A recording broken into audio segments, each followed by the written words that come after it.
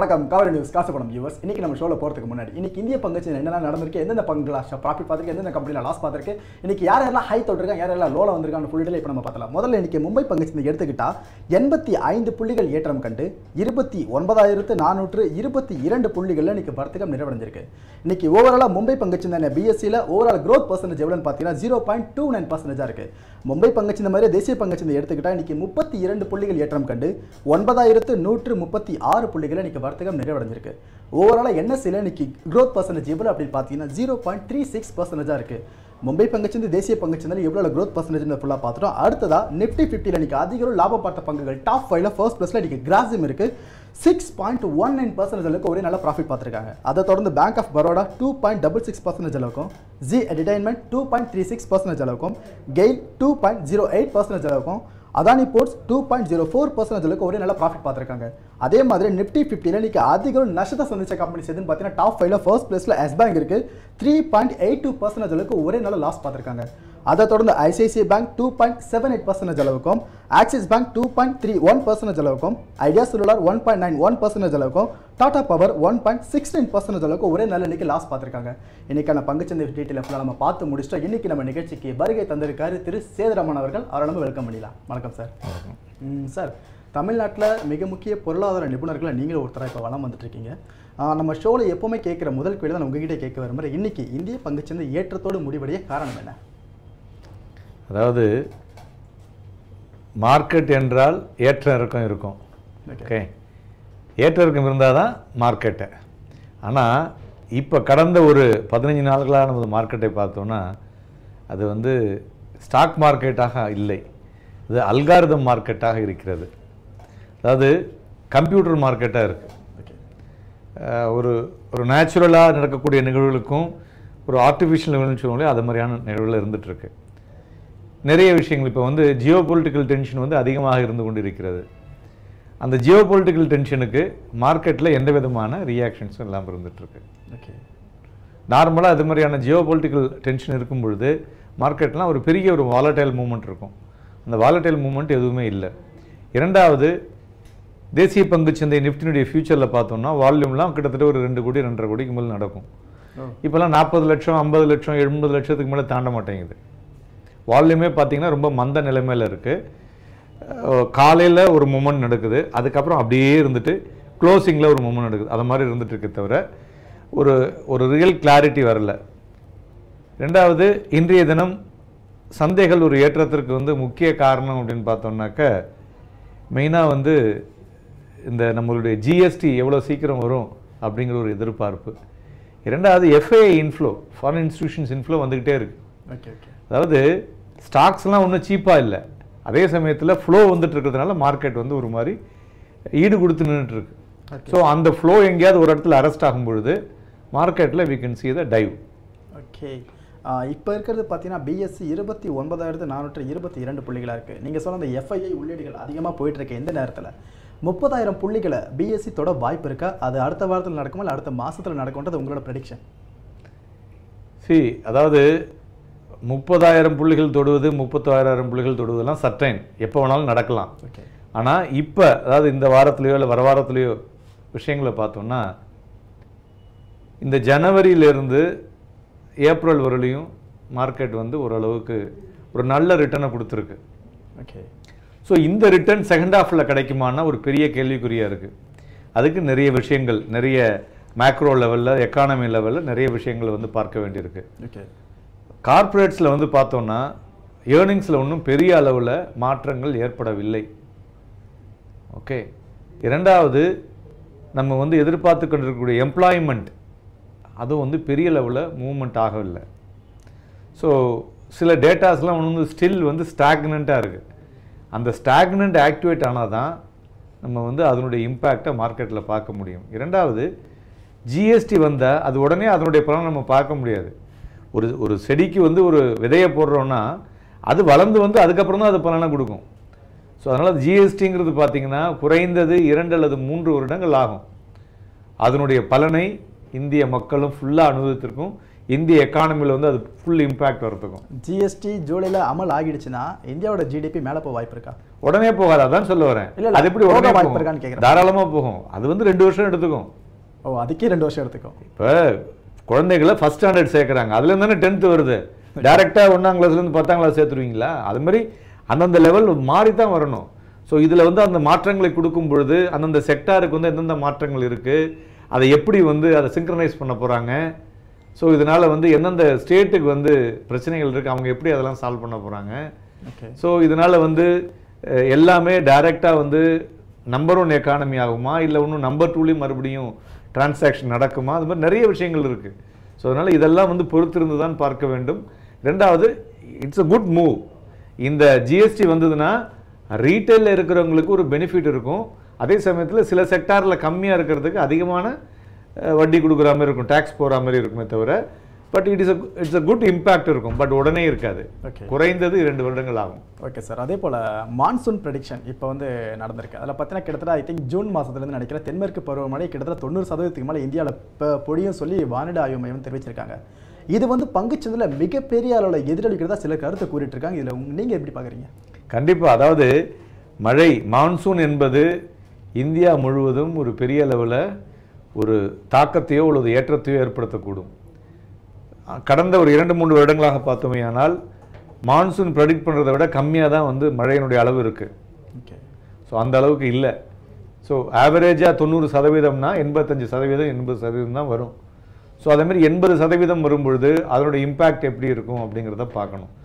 So இந்த வருடம் இப்போ இருக்கக்கூடிய இந்த வெயிலின் கடுமை தாக்கத்தை பார்க்கும்பொழுது, சூரியனுடைய தாக்கத்தை பார்க்கும் பொழுது எந்த அளவுக்கு இருக்குங்கிறத நம்ம வந்து கவனிச்சாகணும். ஸோ மான்சூன் மழை நன்கு இருந்தால் அக்ரிகல்ச்சர் ப்ராடக்ட்ஸ் வந்து அதிகமாக விளையும், அதனால் இன்ஃப்ளேஷன் வந்து கண்ட்ரோல் பண்ண முடியும். மான்சூன் மழை கம்மியாக ஆச்சுனாக்க இன்ஃப்ளேஷன் அதிகக்கூடும். இன்ஃப்ளேஷன் அதிகரிச்சதுன்னா நம்மளுடைய ஜிடிபியில் வந்து ஒரு நெருக்கடி வரும், குறையக்கூடும். ஸோ அதனால் இது எல்லாமே மான்சூன் மழையை பொறுத்து தான் இருக்குது.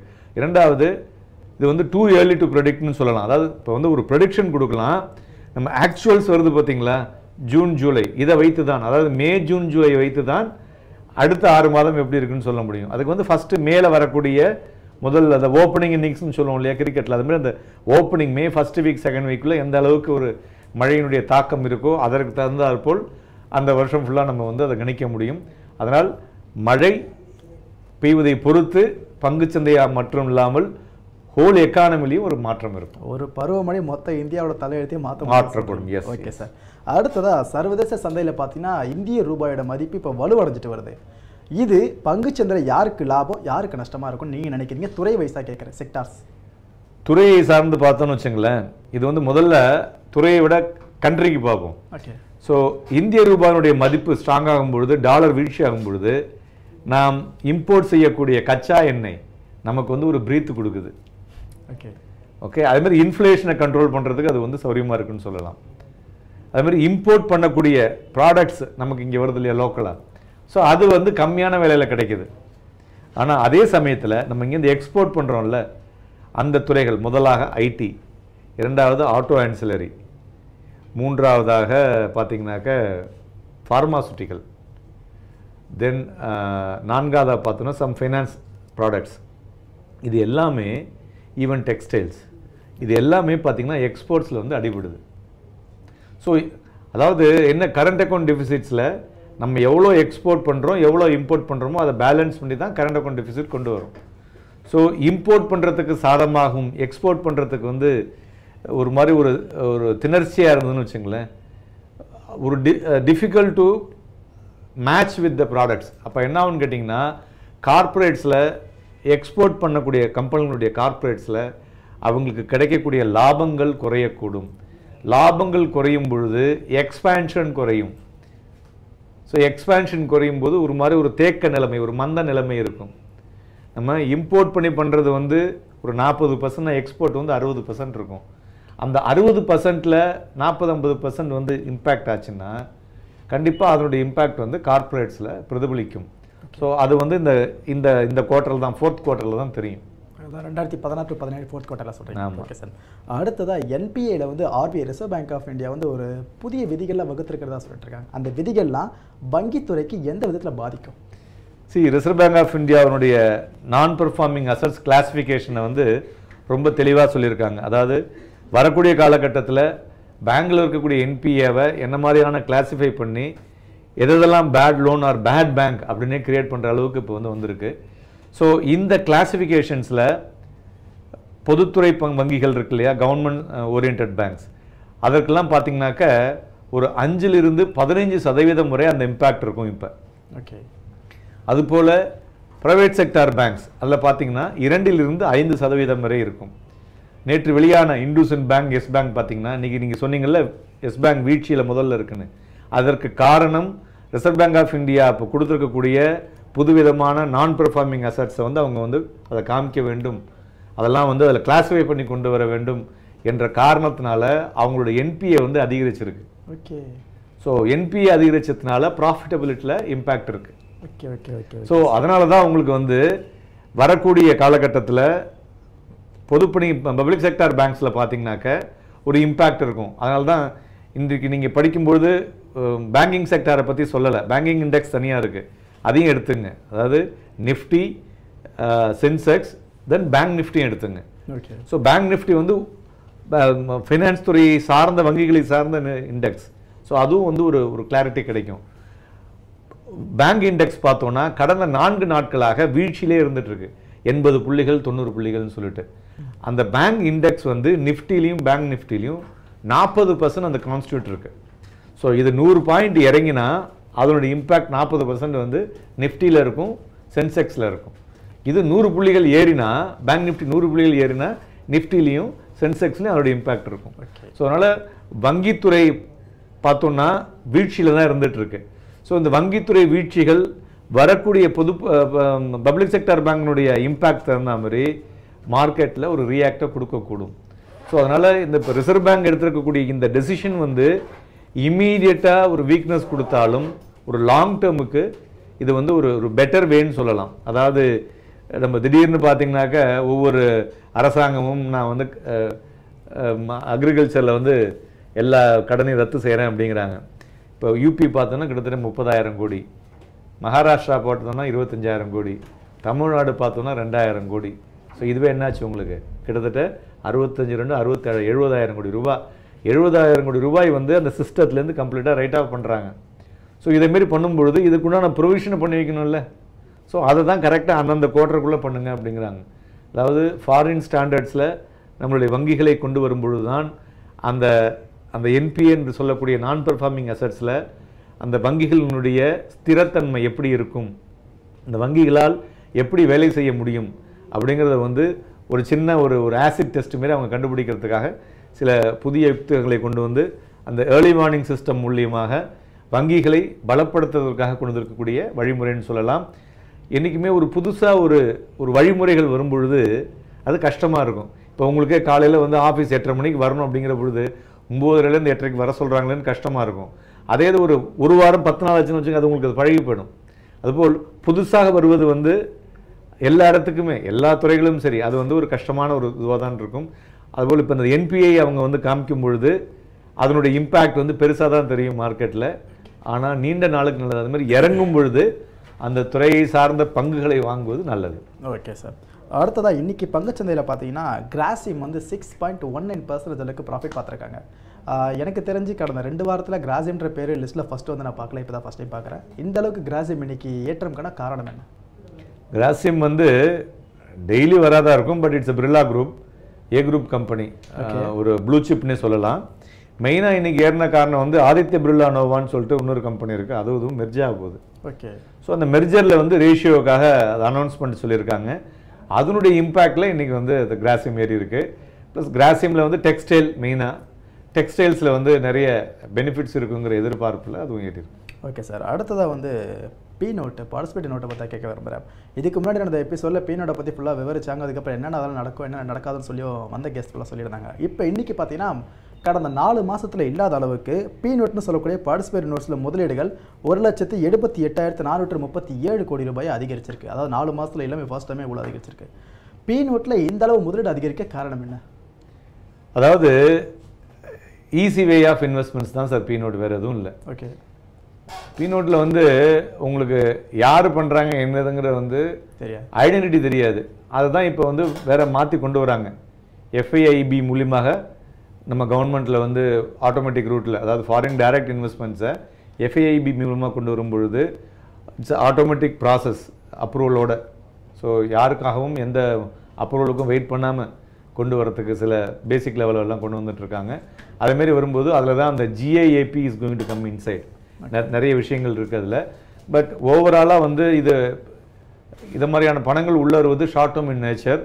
ஸோ அதனால் அந்த இம்பேக்ட், அந்த குஷனை வந்து எப்படி வந்து அரெஸ்ட் பண்ணோம் அப்படிங்கிறது ரிசர்வ் பேங்க் ஆஃப் இந்தியா அதுக்கும் சில வேலைகளை பண்ணிகிட்ருக்காங்க. ஏன்னா இப்போ வந்து அந்த இன்ஃப்ளோனால தான் நம்மளுடைய இந்திய ரூபாயினுடைய மதிப்பு ஸ்ட்ரெங்தன் ஆகிருக்கு. ஸோ இது வந்து திடீர்னு அந்த இன்ஃப்ளோ வந்து அரெஸ்ட் ஆச்சுன்னு வச்சுங்களேன், ஆட்டோமேட்டிக்காக உங்களுக்கு வந்து மார்க்கெட் வந்து ரூபாயினுடைய மதிப்பில் வந்து அந்த வீழ்ச்சி அதிகமாகக்கூடும். ஸோ 62லிருந்து 63 ரூபா வரலையும் இந்திய ரூபாயினுடைய மதிப்பு வரக்கூடும் என்று எதிர்பார்த்துமையானால் பங்குச்சந்தையில் வந்து ஒரு பெரிய ஏற்றத்தை ஏற்படுத்தாது. பங்குச்சந்தைக்கு வந்து அது நல்லதுன்னு சொன்னாலும் கார்ப்பரேட்ஸில் எக்ஸ்போர்ட்ஸில் அடிபடும் பொழுது, கார்ப்பரேட்ஸ் ஏர்னிங்ஸ் இல்லாத பொழுது பங்குச்சந்தையில் அந்த ஏற்றத்தை நம்ம வந்து ரொம்ப பெரிய லெவலில் எதிர்பார்க்க முடியாது. ஓகே. இப்போ இருக்க சுச்சுவேஷனில் ஷேர் மார்க்கெட் பற்றி ஃபுல்லாக அலசி சொன்னீங்க ஆரம்பத்தில் இருந்து. ஒரு இன்வெஸ்டராக நான் இப்போ பங்குச்சந்தையில் எனக்கு இன்வெஸ்ட் பண்ணணும் ஆசை இருக்குது, நான் ஒரு ஃபர்ஸ்ட் டைம் இன்வெஸ்டர்னு வச்சுக்கோங்க. அப்படி இருந்தால் இப்போ நான் எந்த துறையை தேர்ந்தெடுத்தால் எனக்கு லாபன்றது உறுதியாக இருக்கும்னு நீங்கள் சொல்கிறீங்க ஒரு பொருளாதார நிபுணராக? அதாவது எந்த துறை அப்படின்னு பார்க்கும் பொழுது அந்த துறைக்கு எந்த விதமான பட்ஜெட்டில் பெனிஃபிட்ஸ் இருக்குன்னு பார்க்கணும். இப்போ மெயினாக பார்த்தீங்கன்னாக்க ஐடி செக்டார். ஐடி செக்டாரில் யூஎஸில் வந்து நிறைய ரெஸ்ட்ரிக்ஷன்ஸ் போட்டிருக்காங்க H1B விசாவில். ஸோ அதனால் ஐடி செக்டாரை பொறுத்தவரை அந்த துறை வந்து ஒரு மந்த நிலைமையில் இருக்கும். அதுபோல் ஃபார்மாசூட்டிக்கல் இண்டஸ்ட்ரீஸ் அதுவும் வந்து ஒரு மந்த நிலைமையில் இருக்கும். ஓகே.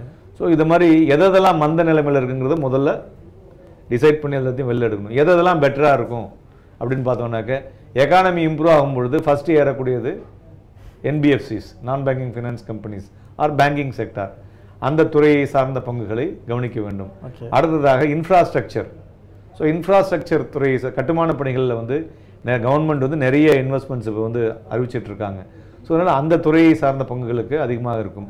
இன்ஃப்ராஸ்ட்ரக்சரை இன்க்ரீஸ் பண்ணும் பொழுது அதை சார்ந்த கோர் செக்டார் என்று சொல்லக்கூடிய ஸ்டீல் அண்ட் சிமெண்ட் அதுவும் பெட்டராக இருக்கும். ஸோ இதை மாதிரி எந்தெந்த துறைகளை சார்ந்து இருக்கிறதோ அதெல்லாத்தையும் வந்து பார்த்து பண்ணும்பொழுது பெட்டராக இருக்கும். இரண்டாவது, இப்போ எக்ஸ்போர்ட்ஸ் பற்றி உங்களுக்கு பேசும்போது சொன்னேன், டாலருடைய மதிப்பு குறைவாக இருப்பதனால் எக்ஸ்போர்ட்ஸ் அவங்க வந்து இன்க்ரீஸ் பண்ணாலும் அவங்களுடைய ப்ராஃபிட் மார்ஜின் பெருசாக ஏறாது.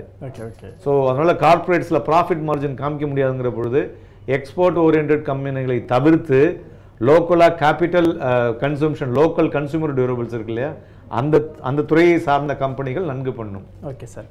அடுத்ததாக வந்து இறக்குமதியை பற்றி கேட்க வரும். எக்ஸ்போர்ட் இம்போர்ட்டை பற்றி பேசிட்டீங்க, அதனால் இறக்குமதி பற்றி கேட்க விரும்புகிறேன். 2016 to 17 கடந்த நிதியாண்டில் பார்த்தீங்கன்னா இந்தியாவோட எஃகு இறக்குமதி 36% அதிகரித்து 7.4 மில்லியன் டன்களாக உள்ளது. அதுவெல்லாம் பார்த்தீங்கன்னா இதுக்கு முன்னாடி 2015 to 16 ஃபிஸ்கல் இயரில் பார்த்தீங்கன்னா 11.7 மில்லியன் டன்னாக இருந்தது. இந்த அளவுக்கு இந்தியா இறக்குமதி செய்கிறது நல்லதா? எங்கே சொல்கிறேன் அதுலேயும் குறிப்பாக. அதாவது இறக்குமதி செய்வது வந்து it's related to the industry. Okay. It's related to the manufacturing activity. So மற்ற கண்ட்ரிகள்லாம் அதை வந்து பேன் பண்ணியிருக்கும் பொழுது இந்தியாவிலிருந்து தயார் பண்ணி ஃபினிஷ்டு ப்ராடக்டாக எக்ஸ்போர்ட் ஆகுது. ஸோ அதனால் அதில் ஒன்றும் தவறு கிடையாது. ஓகே. அப்போ அடுத்த கேள்வி இதுதான், ஏற்றுமதி பற்றி தான். 2016 to 17 நிதியாண்டில் இந்தியாவோட எஃகு ஏற்றுமதி கிட்டத்தட்ட 102% அதிகரித்து 8.2 மில்லியன் டன்னாக இருக்குது. அதுலேயும் பார்த்தீங்கன்னா கடந்த 2015 to 16 நிதியாண்டில் 4 மில்லியன் டன்னாக தான் இருந்துச்சு. ஸோ இந்தளவுக்கு குறைஞ்சிருக்கு. இந்தியாவோட ஏற்றுமதி எஃகு குறையிறது இந்தியா நாட்டுக்கு நல்லதா? அதாவது ஏற்றுமதி குறைவது நல்லதில்லை. ஓகே. எப்படி இறக்குமதி இருக்கோ அது மாதிரி ஏற்றுமதி இருப்பதும் பெட்டர். ஓகே. ஸோ ரெண்டாவது வந்து இது எல்லாமே இப்போ பார்த்தீங்கன்னா கடந்த ஒரு 2 மாதமாக அந்த ஜியோ பொலிட்டிக்கல் டென்ஷனால் எல்லா கமாடிட்டிஸுமே ஒரு மாதிரி ஒரு வீழ்ச்சியில் தான் இருந்துகிட்ருக்கு. காப்பர் எடுங்க, அலுமினியம் எடுங்க, எல்லாமே வந்து வீழ்ச்சியில் தான் இருந்துகிட்ருக்கு. ஸோ இந்த வீழ்ச்சியெல்லாம் சரி செய்ய வேண்டும் என்றால் முதல்ல ஜியோ பொலிட்டிக்கல் டென்ஷன்ஸ்லாம் குறையணும். இரண்டாவது, சைனாவுடைய எக்கானமி இம்ப்ரூவ் ஆக வேண்டும்.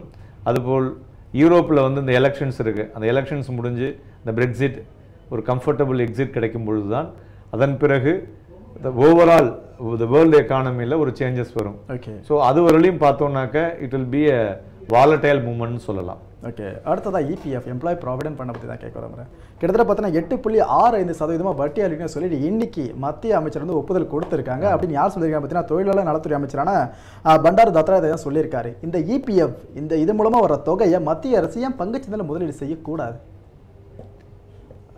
நல்ல கேள்வி. அதாவது எம்ப்ளாயின் ப்ராவிடென்ட் ஃபண்ட் மூலியமாக ஒரு அமௌண்ட்டில் ஒரு தொகையை வந்து பங்குச்சந்தையில் முதலீடு பண்ணிட்டு இருக்காங்க. ஓகே.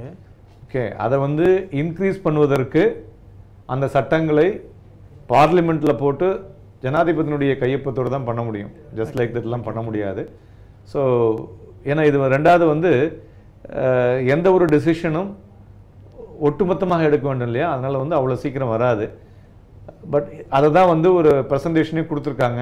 அதன் பிறகு தான் இபிஎஃப்க்கு சப்போர்ட்டாக தான் உங்களுக்கு வந்து இந்த என்பிஎஸ் வந்தது, நேஷனல் பென்ஷன் ஸ்கீம் வந்தது இல்லையா, அதில் வந்தது தான். ஸோ அந்த என்பிஎஸ்சில் பார்த்தீங்கன்னாக்க based on the risk taking capacity, ஈக்விட்டியில் எவ்வளவு, டிபென்ச்சரில் எவ்வளவு, பேங்க் டெபாசிட்ஸில் எவ்வளோன்னு போடுற மாதிரி கொண்டு வந்திருக்காங்க. ஸோ ஓவராலாக இப்போ அது ஒரு 5 வருடமாக கொடுக்கக்கூடிய ரிசல்ட்டை பார்க்கும் பொழுது எல்லாருமே வந்து இபிஎஃப்பும் சரி பிபிஎஃப்பும் சரி ரொம்ப கம்மியாகவே இருக்கிறது. ஸோ அதனால் இதில் ஷிஃப்ட் பண்ணுறது நல்லதுன்னு சொல்லிட்டு பண்ணிகிட்ருக்காங்க. பட் கவர்மெண்ட் ஒட்டுமொத்தமாக கவர்மெண்ட்டில் இப்போ புதுசாக சேர்வங்க எல்லாருக்குமே என்பிஎஸ் தான். அவங்களுக்கு வந்து பிஎஃப்ஓ பிபிஎஃப்ஓ எதுவுமே பிபிஎஃப் அவங்க போய்க்கலாம், பிஎஃப் கிடையாது. Okay sir. அதே போல் இந்த 8.65%ன்றது கரெக்டாக தான் கவர்மெண்ட் நிர்ணயிச்சிருக்கதா நீங்கள் நினைக்கிறீங்களா? ஆஸ் எக்கனாமிஸ்டாக சொல்லுங்கள். 6 அந்த 8க்கு மேலே 9 இல்லை 10க்கு மேலே போயிருந்தால் நல்லாயிருக்கும் சொல்லி உங்களோட ப்ரெடிக்ஷன் ஏதாவது? இது இருந்தால் நல்லா இருந்திருக்கும். பட் 8.65ன்றது அதுவே ஜாஸ்திங்க. 8.65ங்கிறதே ஜாஸ்தி உங்களுக்கு. நான் ஒரு இபிஎஃப் மூலமாக எனக்கு பயனாளின்னு பொதுமக்களாக கேட்குறேன், அதுக்கு சொல்லுங்கள். இல்லை, அதாவது எவ்வளோ கொடுத்தாலும் எல்லாருக்கும் நல்லா தான் இருக்கும். 10% கொடுத்தாலும் நல்லா தான் இருக்கும், 30% கொடுத்தாலும் நல்லா தான் இருக்கும். அதுக்கு முதல்ல நீங்கள் என்ன பார்க்கணும்? ஃபண்டமெண்டல். ரிசர்வ் பேங்க் ஆஃப் இந்தியாவோட ரேட் என்ன? அவங்க ரெப்போ 6.25 6%. எவ்வளோ கொடுக்குறாங்க? 8.25% கொடுக்குறாங்க. ஸோ 2% மேலே கிடைக்குது. அந்த 2% மேலே குவாண்டம் ஆஃப் அமௌண்ட்டுக்கு பார்த்தீங்கன்னா இட் இஸ் வெரி டிஃபிகல்ட். எப்படி மேனேஜ் பண்ணுவாங்க? Okay okay okay. ஸோ அதனால் கவர்மெண்ட் துறையை சார்ந்த வட்டி விகிதத்தை பார்க்கும் பொழுது அது மேட்ச் பண்ணி தான் பண்ண முடியும். ஸோ நீங்கள் வந்து கவர்மெண்ட் வந்து 4%க்கு தான் வந்து கடனை வாங்குறது. ரோடு போடுறதுக்கும் சரி, வேறு ரயில்வேக்காகட்டும் சரி, இல்லை ஈவிக்காகட்டும் சரி, கவர்மெண்ட் வாங்கக்கூடிய கடனுடைய பத்திரங்கள் வந்து 4லிருந்து 5% அல்லது 6% வட்டி. 6% வட்டிக்கு எப்படி 8.25% கொடுக்க முடியும் உங்களுக்கு? ஆனால் இப்போ இவ்வளோ தூரம் ஏறி வந்திருக்கவங்க திருப்பி 9 மேலே போக வாய்ப்பு இருக்கான்னு கேட்குறேன். பெருசாக ஏறாது, இவ்வளோதான் ஸ்டேபிள். Okay sir. இதுவே வந்து நிற்காது, இறங்கும்னு சொல்கிறேன். இதுவே நிற்காது, இறங்கும். 8% அல்லது 7% வரக்கூட வாய்ப்புகளும் இருக்கும். அதுக்கு ப்ரெடிக்ஷன் ஏதாவது டியூரேஷன் கொடுக்க முடியுமா? 2 to 3 இயர்ஸில் வரலாம். 2 to 3 இயர்ஸ். Okay sir. கிட்டத்தட்ட பொது தேர்தல் வரும். ஏன்னா ரிசர்வ் பேங்க் ஆஃப் இந்தியாவோட இன்ட்ரெஸ்ட் ரேட் நீங்கள் வங்கியில் போடுறீங்கல்ல, வங்கியில் போடுற பணம் வந்து உங்களுக்கு 3% தான் வட்டின்னு வந்ததுன்னா ஆட்டோமேட்டிக்காக எதுவும் இறங்கி தானே ஆகணும். அங்கே வண்டி பேங்க்கில் உங்களுக்கு 3%, இங்கே 8.25% எப்படி கொடுக்க முடியும்? Okay okay okay okay sir. நிகழ்ச்சியோட கடைசி கேள்வி முதல்ல கேட்ட மாதிரி தான். இந்திய பங்குச்சந்தையில் அடுத்த ட்ரேடிங்கில் எந்த துறை பங்குகள் மேலே போக வாய்ப்பு இருக்கு? துறையை சார்ந்தது பார்த்தோம்னாக்க இன்ஃப்ராஸ்ட்ரக்சர் செக்டாரில் வந்து ஒரு மொமெண்டம் இருக்குது, கட்டமைப்பு. ஆமாம், அதில் வந்து ஒரு பெட்டர் மொமெண்டம் இருக்கும். அது மாதிரி ஐடி செக்டாரில் ஒரு மொமெண்டம் வரக்கூடும். ஓகே. அதுமாதிரி சிமெண்ட் செக்டாரில் ஒரு மொமெண்டம் இருந்து கொண்டு இருக்கிறது, அதுவும் வந்து ஃபர்தராக இருக்கக்கூடும். ஸோ நான் பேங்கிங் ஃபைனான்ஸ் கம்பெனிஸில் ஒரு மொமெண்டம் இருக்கும். ஸோ கிட்டத்தட்ட என்ன ஆனாலும் பேங்கிங் மட்டும் கீழே வரவே வராதுன்றீங்க பங்குச்சந்தை? இல்லை, வரும், ரொம்ப பெருசாக இறங்காது. Okay sir. ஸோ அடுத்த ட்ரேடிங்கில் அந்த ஒரு பர்டிகுலராக டாப் 2ல் இருக்க செக்டாரை மட்டும் சொல்லலாம், எதை வச்சுன்னு சொல்லுவீங்க? இன்ஃப்ராஸ்ட்ரக்சர் அண்ட் பேங்கிங் ரெண்டு. Okay sir. உங்களோட பொண்ணை நேரத்தை ஒதுக்கி எங்கள் நிகழ்ச்சியில் கலந்துட்டு மிக்க நன்றி சேதுராமன். நன்றி. என்ன காவல் நியூஸ் காசப்பணம் வியூவர்ஸ், இன்னைக்கு சேதுராமன் சொன்ன பதில்கள் எல்லாமே உங்களுக்கு ரொம்ப பயனுள்ளதாக அமைஞ்சிருக்கும் நம்புறேன். மீண்டும் அடுத்த காசப்பணம் நிகழ்ச்சியில் உங்களை சந்திக்கும் வரை உங்களிடமிருந்து விடைபெற்றுக் கொள்வது உங்கள் கார்த்திக் மாயகுமார். இது காசு பணம். நன்றி, வணக்கம்.